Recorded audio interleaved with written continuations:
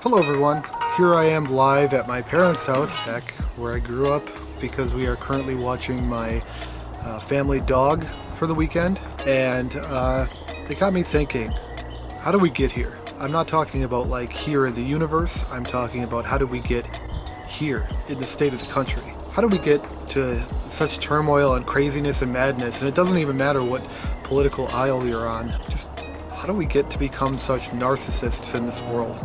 It got me thinking, maybe it's history. You see, all the way back in the Civil War, we had just gotten done with the bloodiest battle in American history.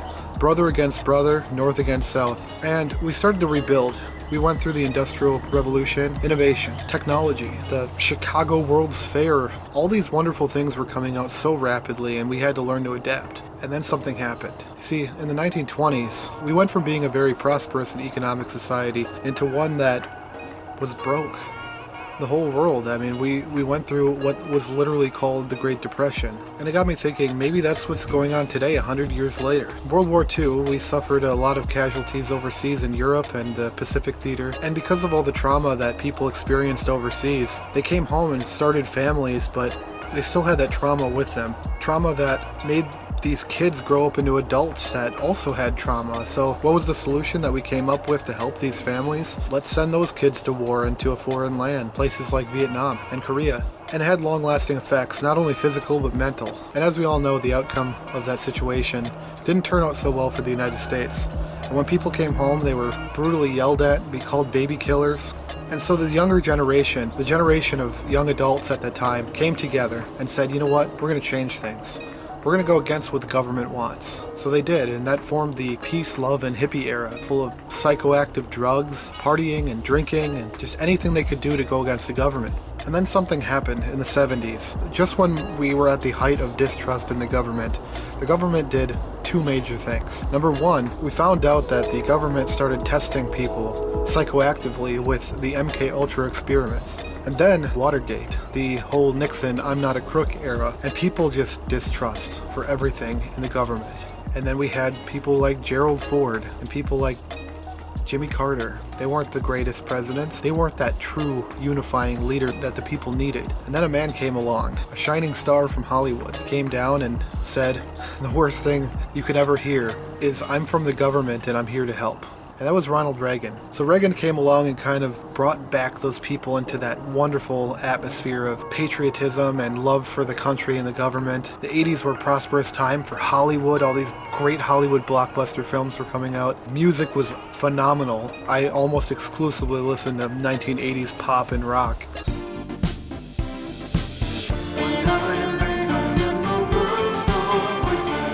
And then after him, a man came along who was the previous director of the FBI, George H.W. Bush. He came along and said, hey boys, we're going to war again, only this time in the Gulf. And so he served his term, and then Bill Clinton came along, and there were people that liked Clinton, there were people that despised him, but overall he had a pretty good liking for being a president and a leader. He had the whole Monica Lewinsky thing, yeah, that was pretty bad.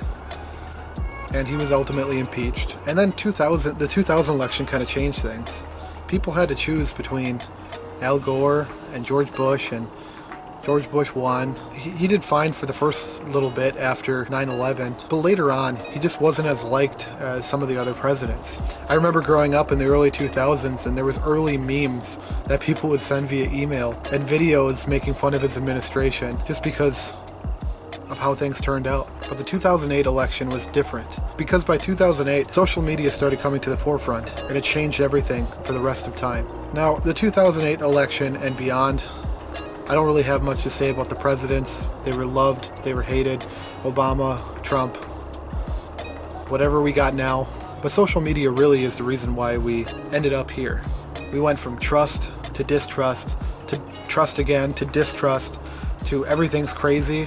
And now we have computers in our pockets. So, that being said, this is my reminder to you that as the weather becomes nicer and the sun comes out, go out in nature and reconnect. Go camping. Go on a trip that you've always wanted to take.